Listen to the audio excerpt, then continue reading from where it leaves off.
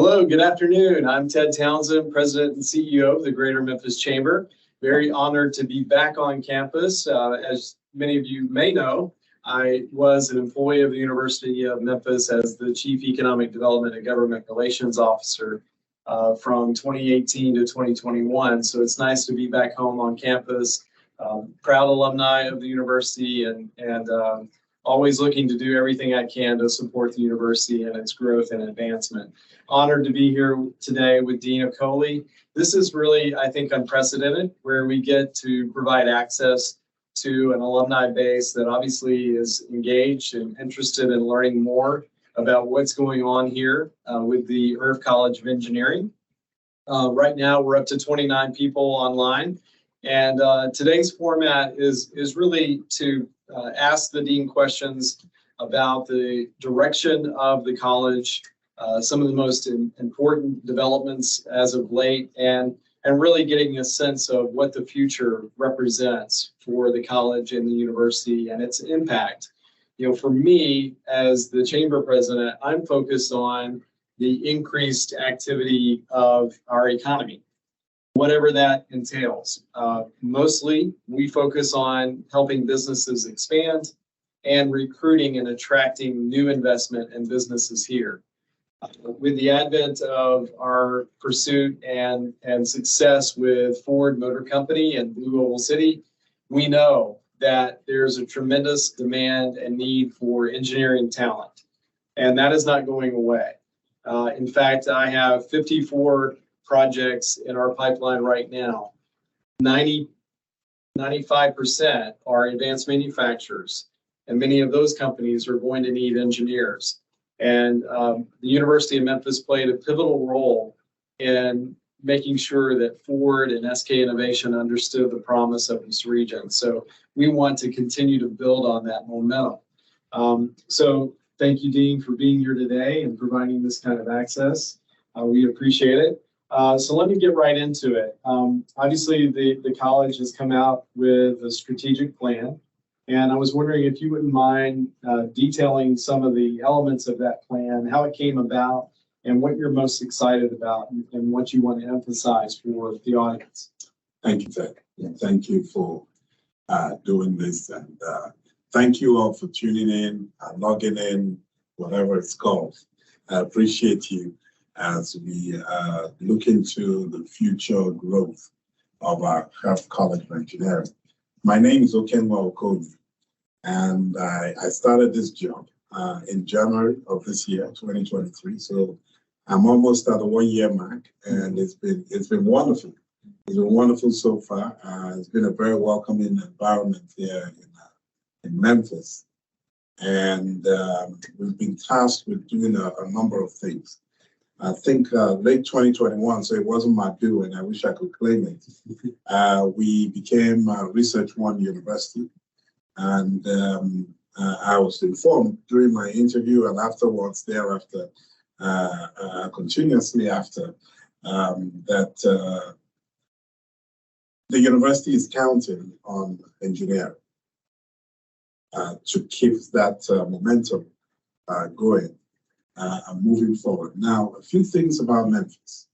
Beautiful city, beautiful people, wonderful people.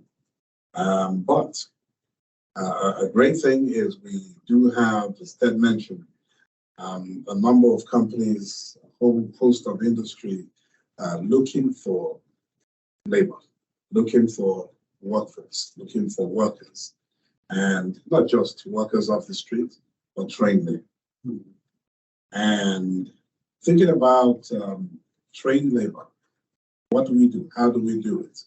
You can get people at a technical level, you can get people at engineering level, you can get them at a baccalaureate, master's, doctorate, but how do you get that pipeline? And that is a key question. That's a key thing. Traditionally, people have come into Memphis from outside, but they work here and they move on. We want to be able to keep the money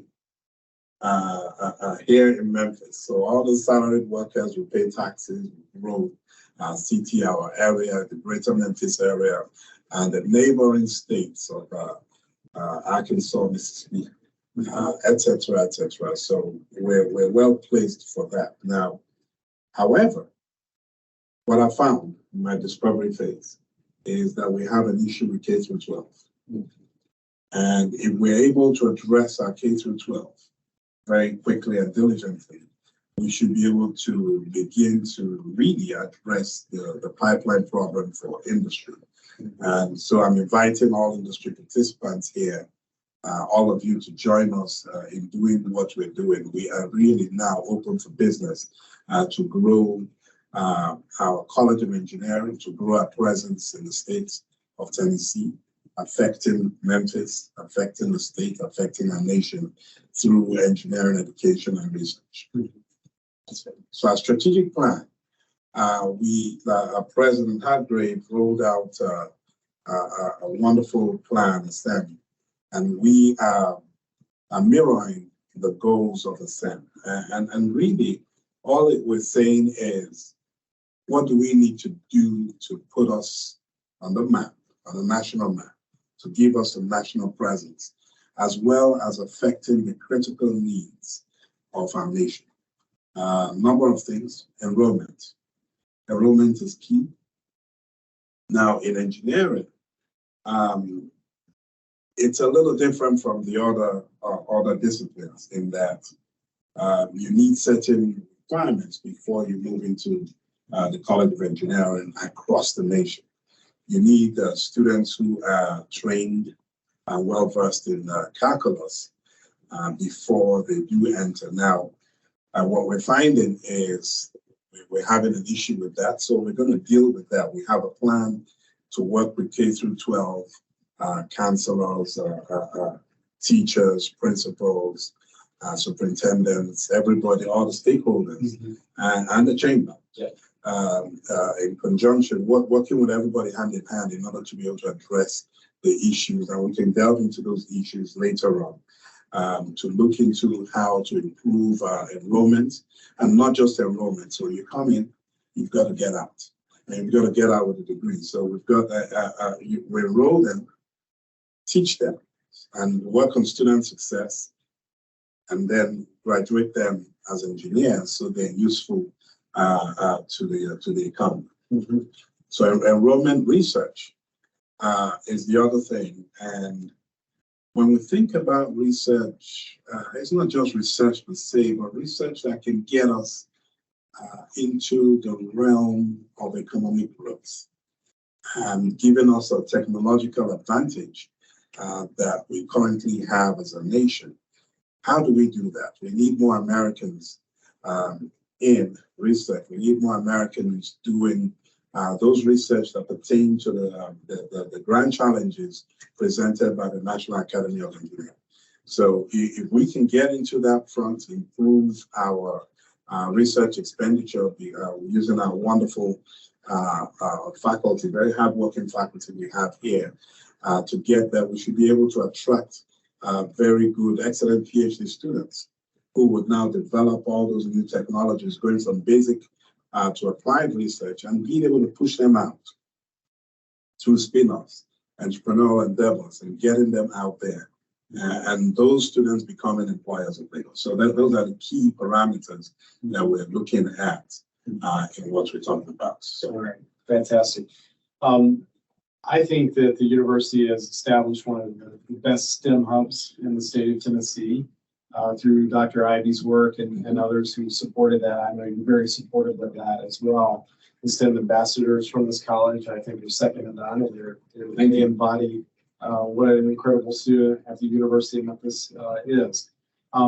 What do you see in terms of growth in STEM? Obviously, we have the new STEM research and classroom building coming online. I drove by it just now, and excited to see its progress. But what do you anticipate the impact of that having on Herff in terms of enrollment, in terms of production within the disciplines of degrees now, and that how that translates directly to industry and companies that will be employing those great graduates? Thank you. Thank you. That building embodies who we are. I mean, right where the location is, nothing is better placed than that. Is right. It's a beautiful building coming up, and I thank all those before me. Again, I can't claim. I wish I could, but I'm very thankful to those who came in before me, who made that building possible. And we should be moving in by fall, I'm told, of next year. Well on schedule for that. Good. Now, what does it mean to us? It means wonderful research spaces that are world-class.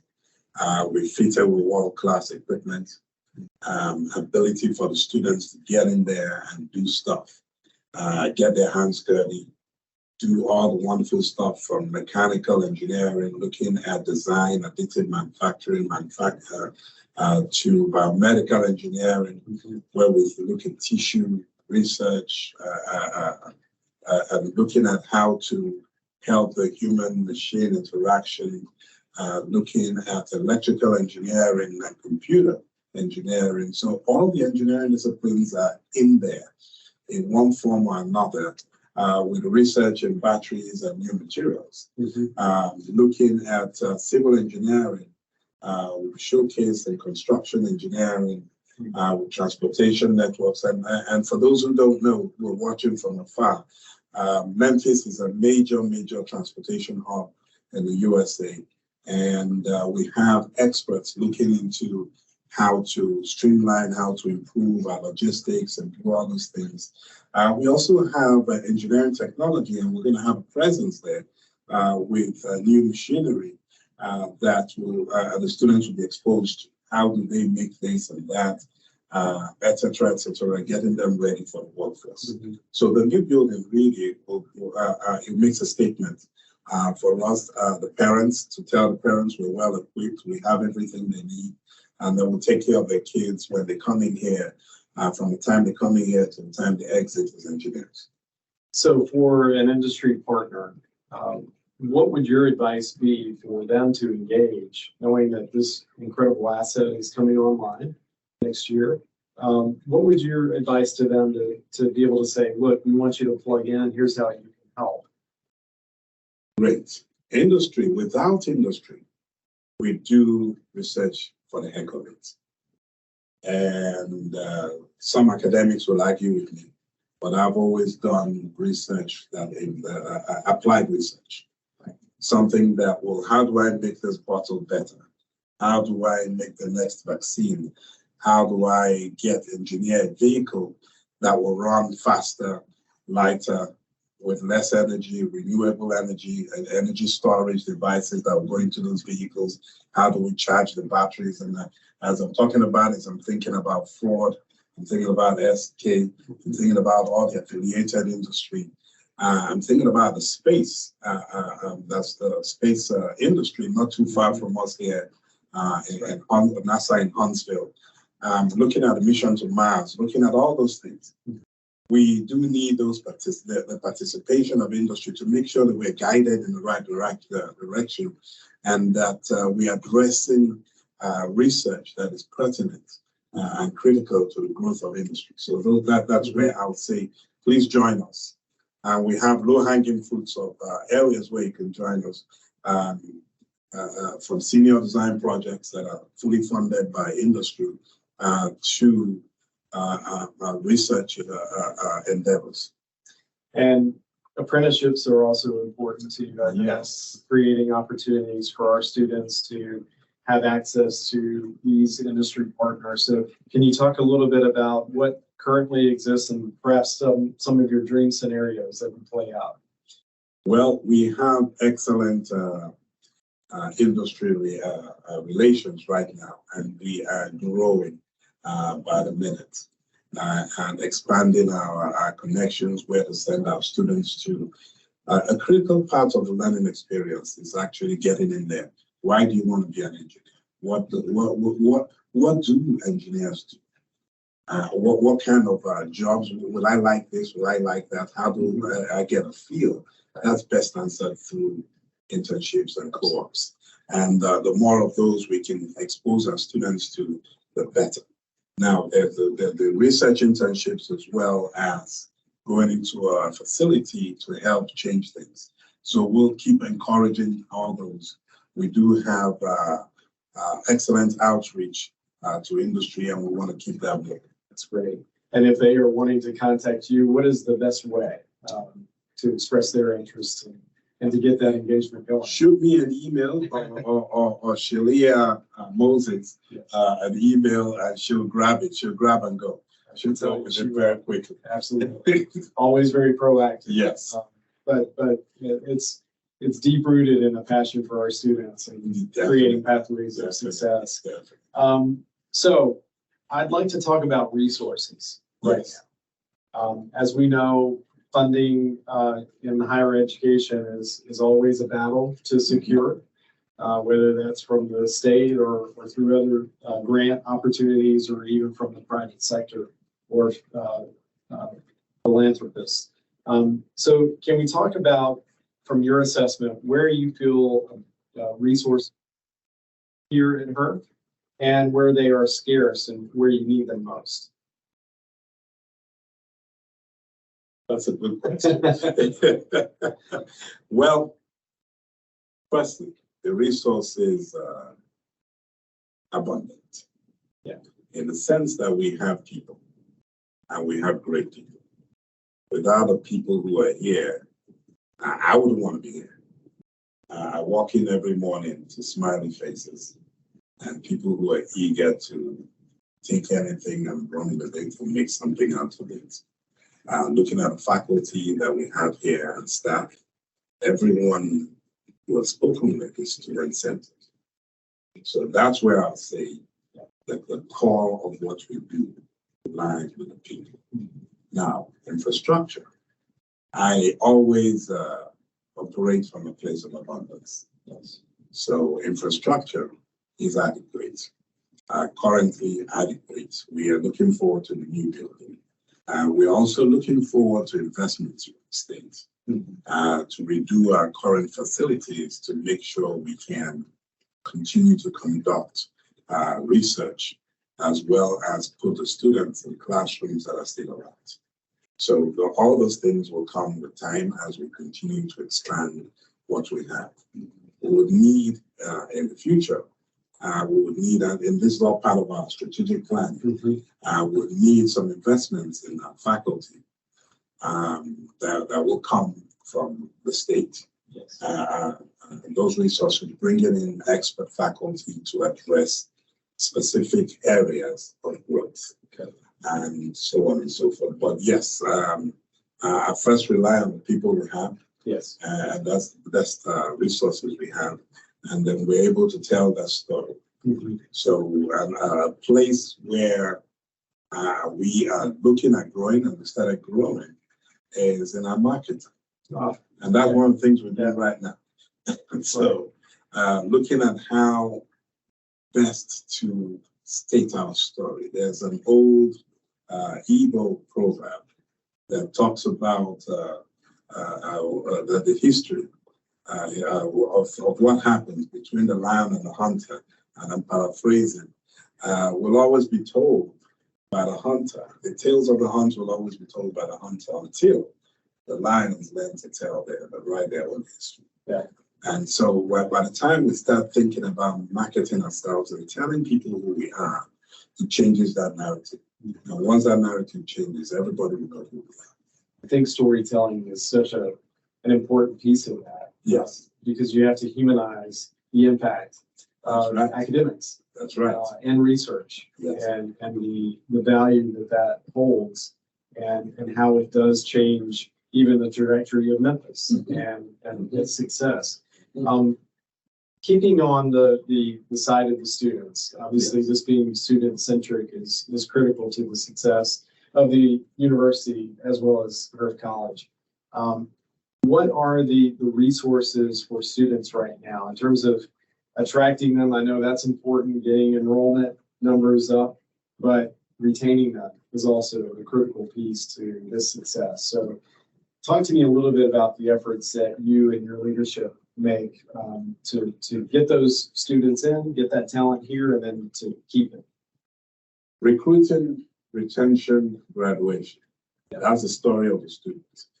Our recruiting, in order for us to be in the top recruiting segments, we need to have scholarships. So that's a base. So for us to go out nationally and to bring in the best undergraduate students, we need those scholarships. We do have some, we need.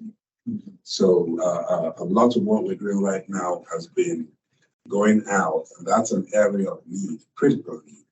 And going out and meeting with alum, meeting with the industry, meeting with different people, constituents, stakeholders, to figure out how to increase our scholarship base. Now, that helps us with marketing, that helps us with closing the deal when the student is here. I talked about marketing. The first thing the student needs to know where Memphis is. Yes. And what Memphis is and what we're about at the College of Engineering. And so we need to tell that story. And then we need to also look at the needs of industry. So what kind of students will they, or graduates, do they want?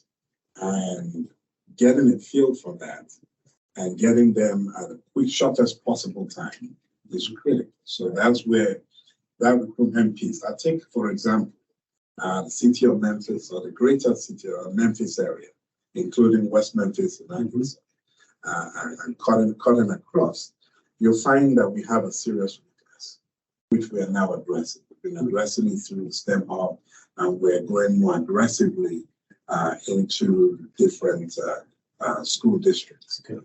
The key is, where do we place the math requirements? Mm-hmm. How do we make math fun for the kids? Mm-hmm. How do we show that math will play an important pivotal role in the life of those children to adults, mm-hmm. their parents, the community, everybody?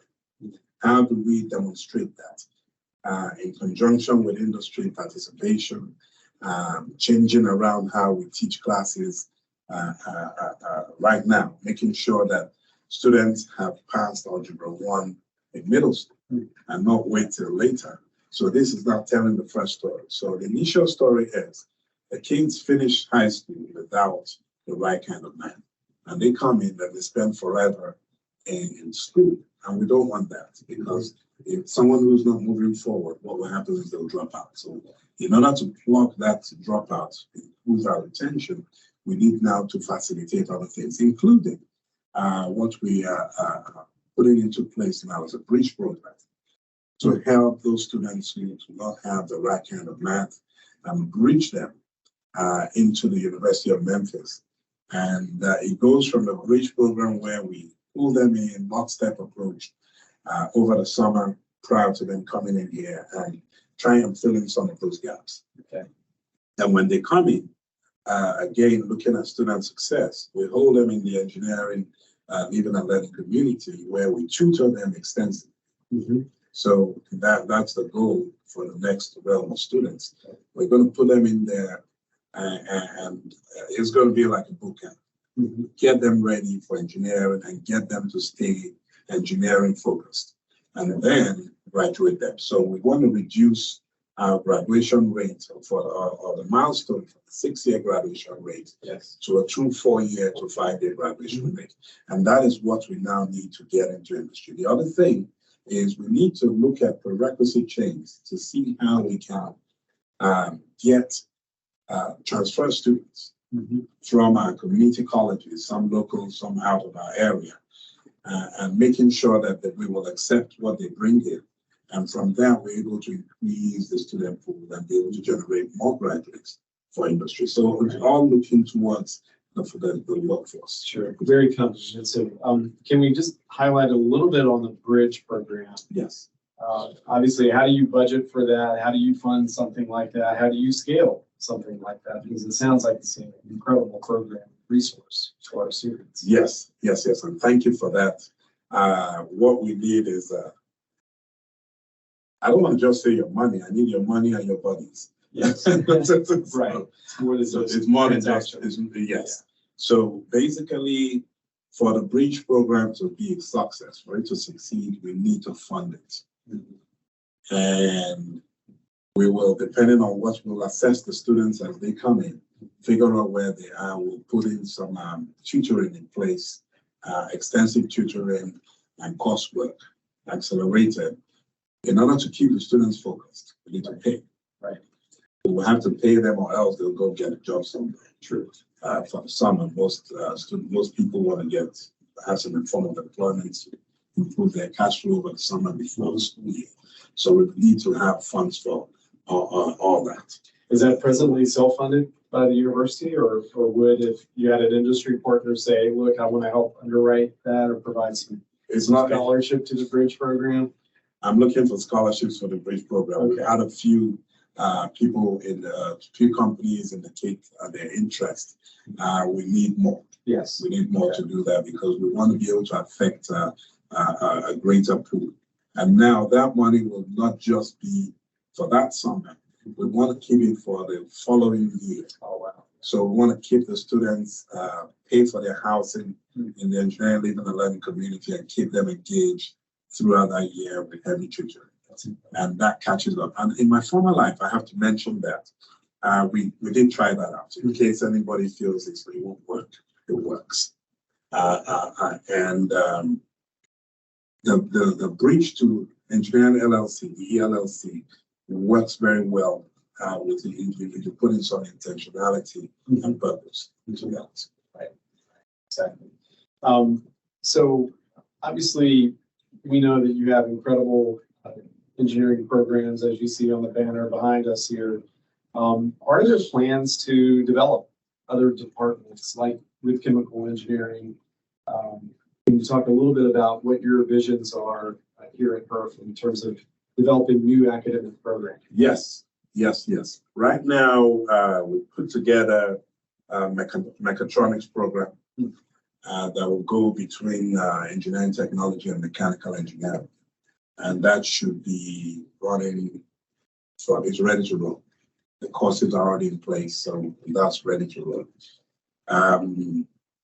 Looking at, I come from an industrial manufacturing background, and looking at Memphis and looking at this area, Tennessee, surprised we don't have one already.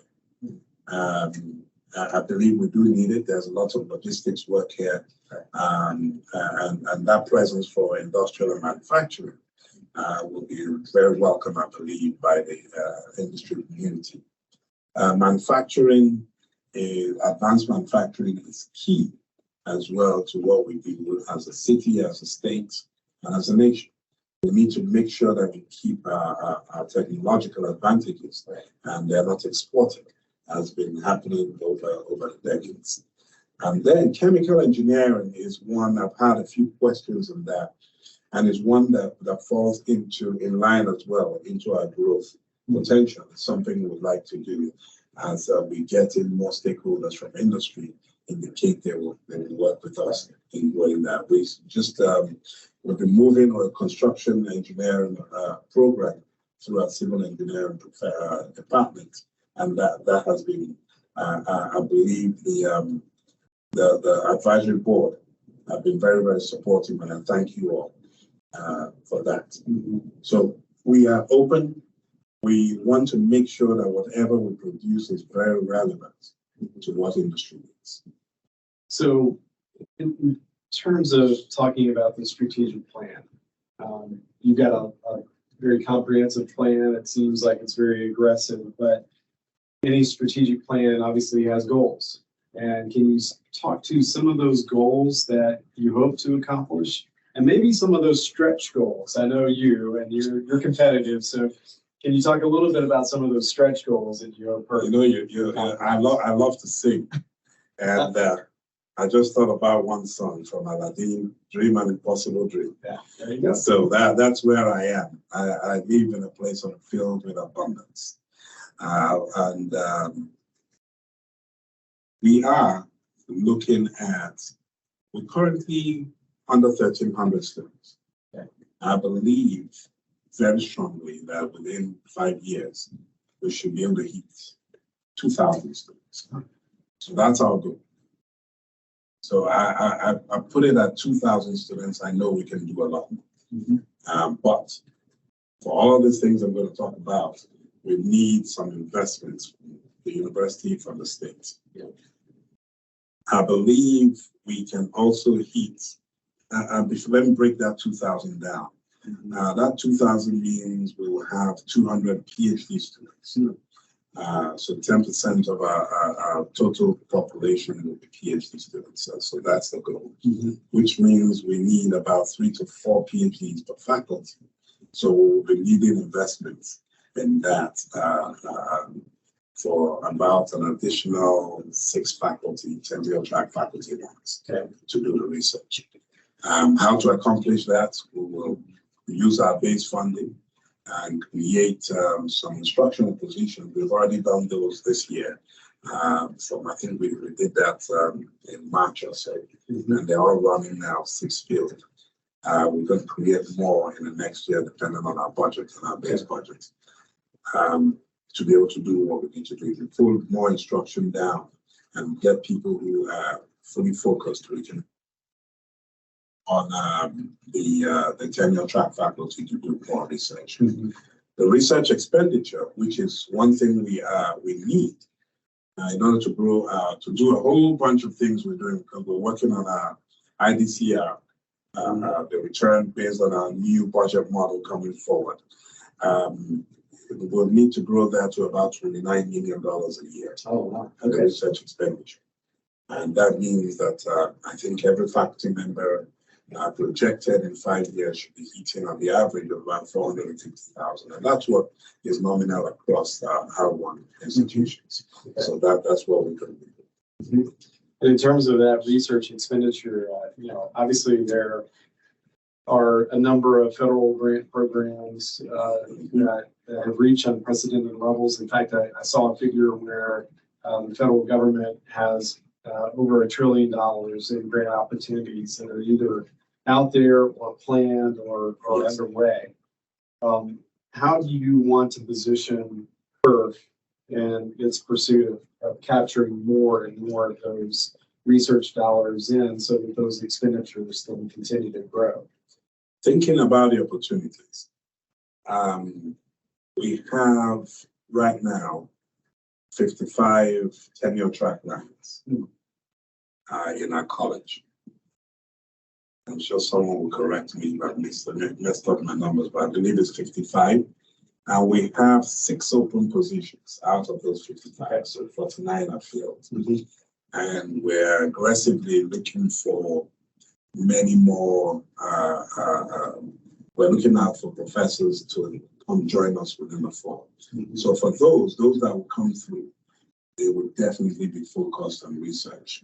And research, for those who don't think it is actually education and it is teaching. Because if I know how best to make this bottle, based on my mathematics and whatever it is, I can pass it on to the students who become industry ready. So that's basically how I look at it, making the new things and pushing it out there. So the current faculty, we're putting in some, based on our base budget, we're going to invest in the current faculty to energize those who are not doing research, to reset them so they start engaging in some research activities. And we put aside some funding. We are, in fact, this morning I was discussing with Dr. Ivy about that. We are putting the programs in place to Dr. Ivy, by the way, is our Associate Dean for Research and Graduate Studies. So we're pushing those some funds aside to help rejig the system. And we have, of course, many wonderful active faculty who are continuously seeking for research proposals, research grants, and working real hard now. We need to now come together and see how we can work together as a team and for multidisciplinary and interdisciplinary research to really be able to address those grand challenges that are in front of us. So the grant proposals, as we know, they're highly competitive. And the work that faculty, with the support of students and PhDs, goes into putting the proposal together is critical. But I think another important piece of that proposal to enhance the value is support from industry. Definitely. Yeah. So talk a little bit about. So in most of our proposals, we'll need people in industry. We need industry support letters. Yes. We'll need industry to say, hey, you can use us as a test bed. We'll need all those things. And a letter not money, a letter saying we will do this, we'll help do this and that, XYZ, whatever pertains, is always very useful. So I encourage all of you to come out and assist us with this. It really does make a difference. Yes, it does. Just to see that industry is engaged. Yes. They've indicated this research area is compelling to them, and that there's applied technology opportunities for that grant being awarded, and obviously the results of the development that comes out of that. So thank you for sharing that, Dean. Speaking about technology and knowing the advancement is exponential in technology these days. Many of the companies that we're talking to and recruiting, their operations are state of the art, and the pace at keeping up with that technology is, I would imagine, daunting to higher education. So what steps are you taking to make sure that Herff stays engaged with industry in order to keep that pacing as much as possible, so that there's not a gap in the technology advancement with what students would see here on campus? Well, firstly, I have a very friendly chamber, a very friendly chamber president who I will keep our connections with industry. Thank you. You bet. And but yes, getting out there and talking, that is key. Talking, bringing industry into our area, into our college, to see what we have, to help re-energize us, to look at our through advisory councils, through different areas, to help us change, address the curriculum, address what we need. All those are important, right. As well as when we reach out, as we're about to start reaching out, as we have, for new robots. So if we're teaching robotics, we're teaching conveyor systems, we're teaching all those things, we need to have them in place here. And the latest one, not the old ones, the latest ones, so that we can teach to what the real needs are. Exactly, yeah.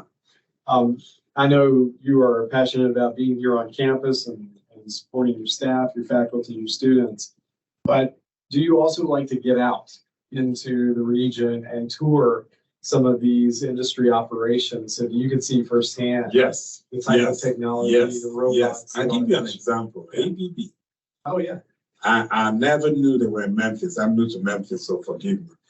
And shame on them for not broadcasting it. So really, I was surprised to see. I've been using the equipment forever, but I never knew they were here. Touring the facilities there was an eye-opener, right? And trying to create that synergy and that engagement. It's wonderful. No, you can't. It's second to none. It's something that's very critical. I'm willing to get up. You invite me, I'll be on the road. Whether it's a road trip or flights, I'm ready, willing, I'll move. That's great. I think that's fascinating. For ABB, they have their new research facility here in Memphis, and we were thrilled to be a part of helping to recruit that and to launch that here. But there's nothing quite like being there on site and taking a tour. So again, you've heard it here from the dean. If you're open to having him or his leadership team come by and take a tour of your operations, don't hesitate. Reach out, take advantage of that offer, because I think that's really critical in terms of shaping how Herff will advance in the future. Is there anything in terms of, you're in this position almost a year now, as you indicated. Is there anything that strikes you in this last year in terms of accolades that you're most proud of that Herff has been recognized for? So many things. Yeah. So many things. Our research expenditure right now is going through the roof. That's great. And I'm sure I'll give you the wrong numbers. And my business manager will scream at me. But we've already gone through what we were hoping to achieve by this point. Now, of course, the trajectory is changing. Yes. So we now have a new aim. So I'm very proud of that. The federal grants that have been coming in, working with the industry, et cetera, so many publications, the faculty looking at our K through 12 outreach affecting the people in our community. And yeah, I'm very proud of what we're doing. Each of our faculty members, when I'm looking for volunteers, it's very easy. Someone always volunteers to do one thing or another. And yes, I'm immensely proud of our staff. We had, in fact, the staff members urged me to, I've been talking about cleaning up this place. I'm making a lot of noise about it. And they said, why don't we have a Dean's Day of Service? And I was in Veterans Day. And it was, everybody came out. So yes.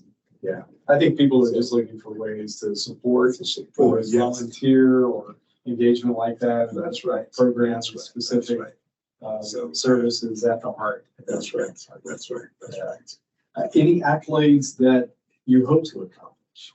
I know for me, I'll say, look, I want the Chamber to be Chamber of the Year, and I want us to be recognized as Economic Development Organization of the Year. So I'm sure you have some of those. Well, and I was putting together a proposal. I wouldn't name the people on that proposal. It was with another school. And I had written flagship. And the person on that end was saying, no, you're not a flagship. There's only one flagship. I said there are two, and I directed that person to where it was published. If there's only one, I want to be that one. That's right. So Knoxville, we're knocking. Okay. All right. Shots fired. Everybody, you heard it here first. We've got 51 witnesses online. So that's fantastic. I don't mind that at all. And I think we're all supportive of that. Flagship is a status, and it helps with, again, student recruitment, faculty recruitment, retention. It helps to garner those. More importantly, though, Memphis has a problem. And the problem with Memphis right now is the youth. The youth that are unengaged or disengaged. Yeah. And like every day you put on, your television, you hear one thing or another. And I've been telling everybody who will listen that any kid who can break into a car is an engineer. That person potentially can make 80 to 100K a year doing things that are useful to the community. So that is what if we achieve that, and I know we will, I'll be screaming. I sing in two choirs. I can bring out a loud and joyful noise, and I will do that. So for every other thing, if we're able to impact the community and change the economic trajectory of the people here, industry, and everybody, then I know we've done our job. The University of Memphis plays such a critical role in the success of Memphis's economy. Yes. I've seen that. When I was here, we commissioned an economic impact analysis that hadn't been done in many, many years. And when we totaled it all up, we realized the university represents over $1 billion economic impact annually. I'm sure that has grown now. And we actually wanted to have that baseline. This preceded the Carnegie R1 designation. And typically what we saw from other universities pre and post designation, it was a 4-to-1 ratio of impact, meaning we're 1 billion now. Becoming Carnegie R1, the expectation is we'll be 4 billion every year. And I think that among all of the colleges at the university, my humble opinion, I think the one that has the most opportunity to have a big impact on that number and that growth is Herff, because of the incredible demand from industry, the expectation of talent that's world class, that has the expertise and the training and the preparation in all of these disciplines that are relevant to these industry partners. So that's my soapbox, but that's why I think investment and support of Herff could not be more critical now to the success of Memphis's economy than any other college or school here on campus, with all due respect. And they're incredible. But I think for us, as we diversify our economy, much of that diversification is going to come in advanced manufacturing because we are already great in supply chain and logistics, which this college supports supply chain and logistics. But when we look at the medical device industry sector, for instance, you talk about a little bit of your engagement with those partners as they continue to invest and grow here. Yes. Medtronic, Stryker. Actually, I've been preaching senior design projects, engaging, and I'll say Stryker is the first company to step up to sponsor, pay for a project, meaningfully pay for a project, and that helps our students keep engaged. And that project will start next semester. Oh, great. So there are a whole bunch of, there's so many of them, the big and small, Smith and Nephews, Electronics, there are a whole bunch of them here in Memphis. And I look forward to more stringent and more enhanced relationships with all those companies to see how we can help them reduce the cost of manufacturing. We can help them with their prototyping. We can help them do their design phase, all the things they're doing.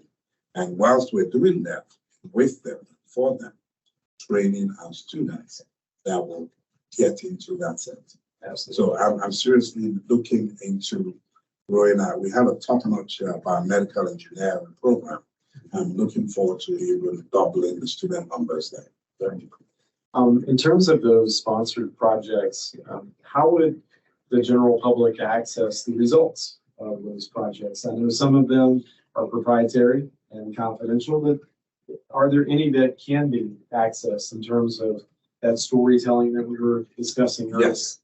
Yes. If a company is sponsored, and I may be speaking out of turn because it's above my pay grade, the VP of Research will be able to handle all those things. But typically, a company sponsoring a project will have the first deal. And basically, the IP, if any, comes out of it, it's, but the storytelling is going to be there. We're going to be able to broadcast whatever we do. Because it's a senior project, we should be able to broadcast it. Then we are going to have, starting from this April, hopefully not giving a run date, I think it's April 11.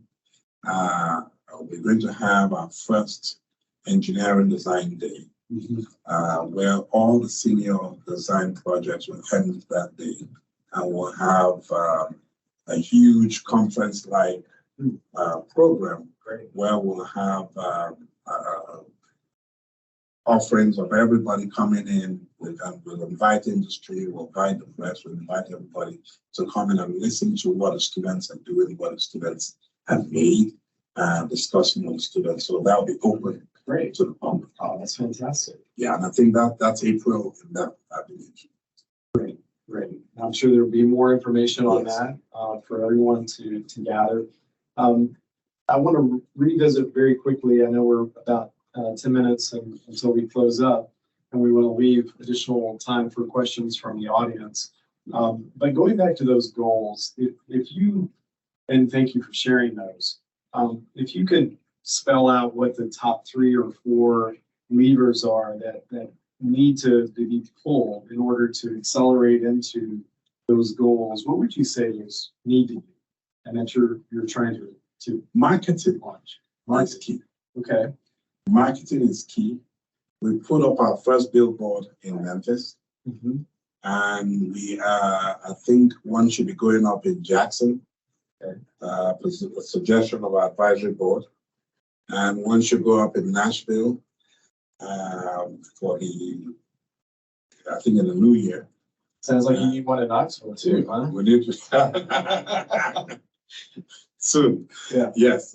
So marketing, showing, bringing out, reaching out to different people, different stakeholders, making sure everybody knows what we're doing. That is key. Okay. Now, with marketing comes the enrollment. Yes. If people know who we are, they'll be more ready to send their children to us. Yeah. And I know a lot of people talk about safety. I understand we are one of the safest campuses in the state of Tennessee. We need to know people to know that. Yeah. We need people to know that and not be afraid of bringing in the kids to us. So those are key things.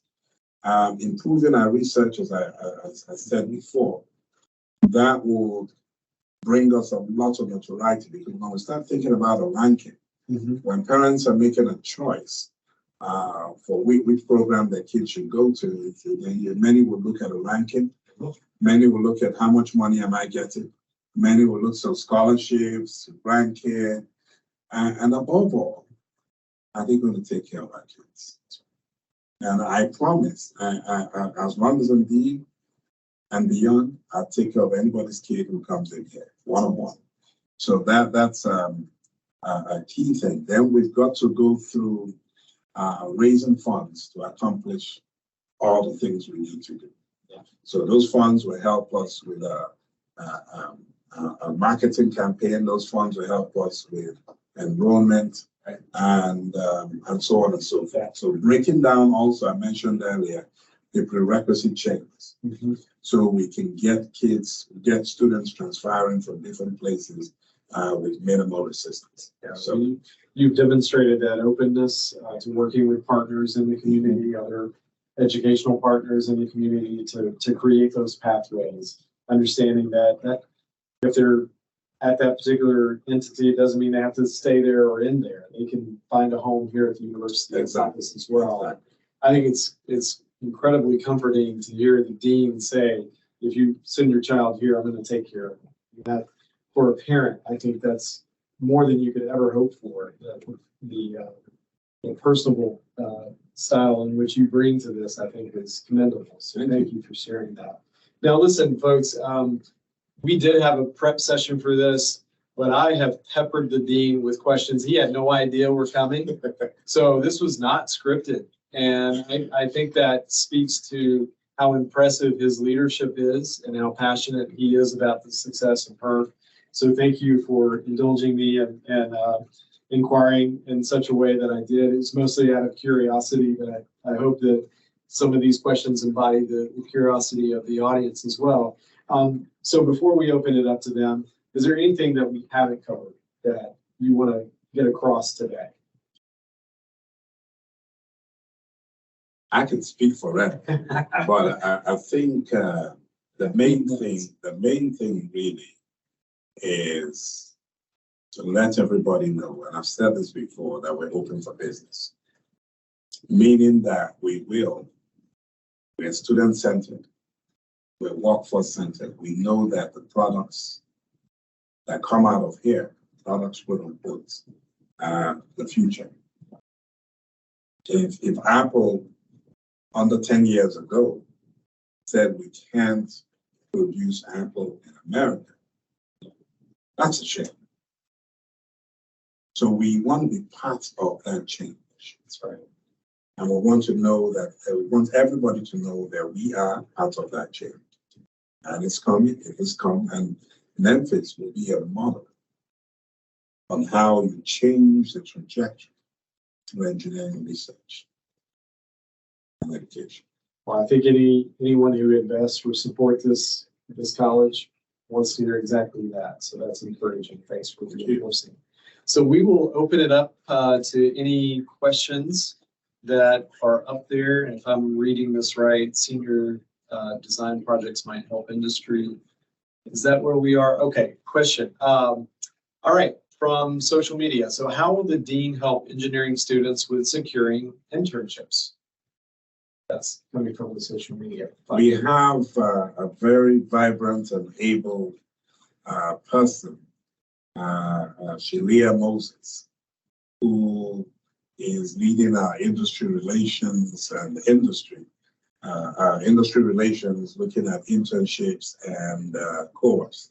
And the students should just go to her, meet with her, shoot her an email. She's very eager and very present and will be more than willing to assist. I think we touched on this a little bit earlier, but we see a question about your plans on opening chemical engineering or polymer engineering department in the near future and considering their importance right now? Yes. Polymer engineering falls really in my realm as a materials engineer. So that's at the back of my mind, and it's something we should project. Chemical engineering, as I mentioned earlier, we'll be seeking industry support for that very quickly so that we can see if there is industry support for that, we'll go in that direction. Great. Yeah, I know that is absolutely critical. Yes. When you present a new academic program to the Tennessee Higher Education Commission, they want to know, is industry supporting this? Are they requesting this? What is the demand? They look at the numbers. So all of that helps to prepare the case for support. Let's see. All right. When will the new STEM be online? There's that question. STEM building, classroom building. Okay, that one should be online in less than 12 months. All right, less than 12 months. Let's see here. Okay, look, you're talking about the STEM building. If you haven't been to the campus in a while, I don't have to speak for the dean. We invite you to come back and visit. And I'm sure the dean and the team will, I hope, organize your visit here and pay for parking, things like that. That's right. Yeah, okay. That's right. We'll pay for parking.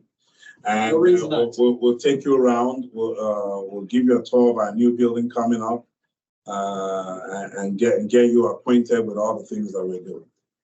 So, If you haven't been here in a while, you need to get here. Yes. Because it's transformed so much. And it's great to see that there's nothing quite like it in getting on campus and seeing it. So I'm going to see if there are any other questions in the Q&A. Again, if you do have any questions, go ahead and submit those now.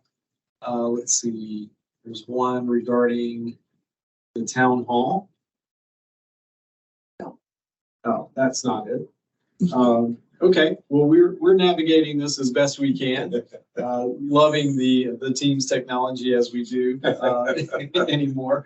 But all of these questions have been great. I think give us a sense of what your vision is, what your leadership style is, and certainly your focus on the students, your focus on your team, and understanding the critical importance they play in supporting the success of our students here, as well as the interactions with industry. So I know and trust that if you raise your hand and you want to engage, you're going to have a high quality level experience anytime you engage Herff.